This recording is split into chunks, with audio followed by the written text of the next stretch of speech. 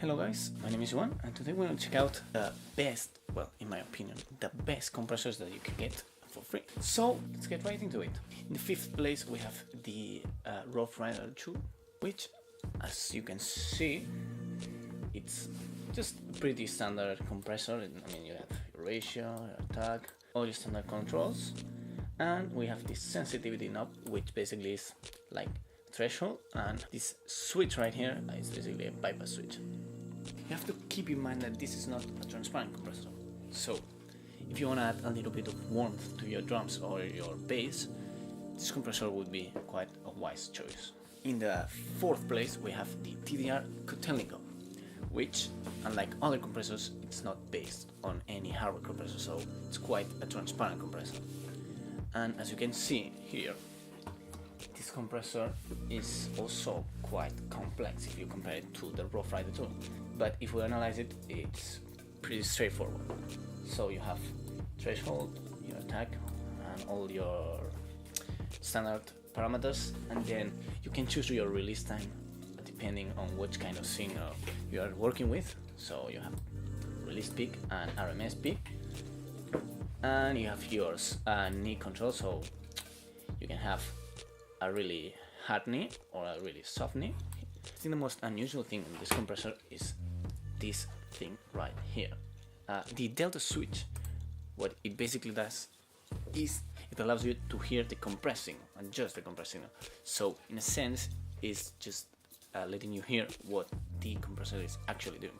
So let's say if you have your threshold all the way to 0, you're not gonna hear anything when the delta switch is on. And the bypass, just bypass switch.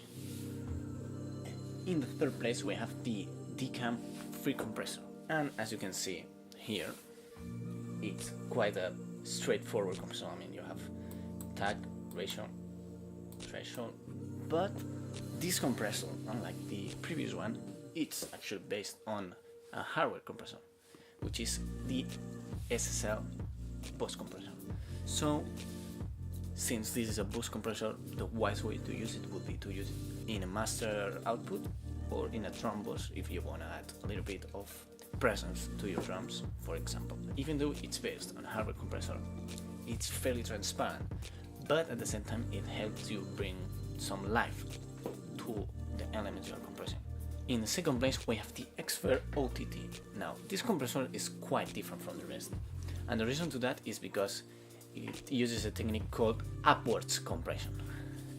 Now, your standard compressors uses another technique called downwards compression. Now, the difference between these two is that, as you may know, downwards compression consists of you got your sound that goes into the compressor. Now, if this sound is over the threshold, it will get its volume reduced according to the attack and release parameters and the ratio and all that stuff.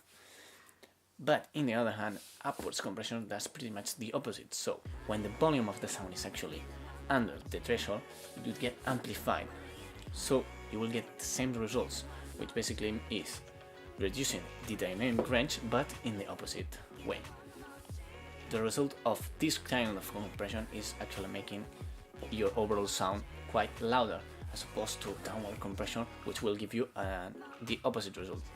This compressor is also a multi-band compressor, which means that you can control independently the compressor you apply to the mid frequencies, the high frequencies, and the low frequencies. Now, if we take a look at the compressor itself, you can see here we have the upward and downward percentage, which, as its name says, which control the amount of upwards and downwards compression you want to add.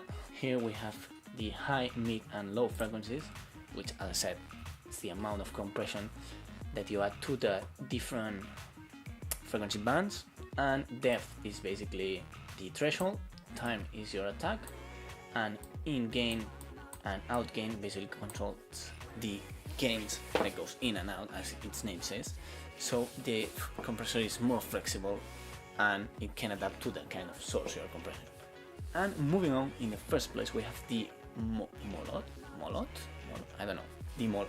If we take a look at this compressor here, you can see that it's on Russian, but this switch right here, translated to English. At first glance, this compressor may seem a little bit complex, but if we analyze it, you will realize that it's not that complicated. Up here we have a limiter, which is pretty handy. This parameter called mid scoop basically allows you to control the amount of compression you wanna apply to the mid frequencies.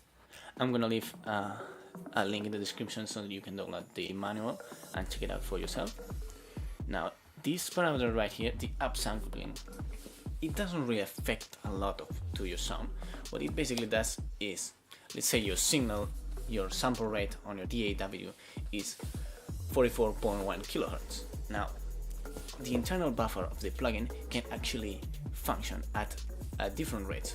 So if the sampling is at ×2, this basically means that the internal buffer of the compressor is running at 88.2 kilohertz, which is 2 times the sampling rate of your DAW, which will result in a better sounding compressor, but it will consume more CPU. So if you have quite a beefy computer, you can use this feature. Now, the dry mix basically allows you to mix between the dry signal and the wet signal, as its name says. In this section right here, you can see you have your standard controls. So in this video, I'm assuming you already know how to use a compressor, so I'm not gonna explain that. And right here we have a filter, which is pretty handy, and you can control this filter with the on-off switch. So that's basically it. If you want to know more about these compressors, I'm gonna leave some links in the description with the manuals and other useful stuff, so you can check that out. Make sure to like, subscribe, all that shit, you know what you have to do. I mean, I'll have to tell you to subscribe if you don't want to. So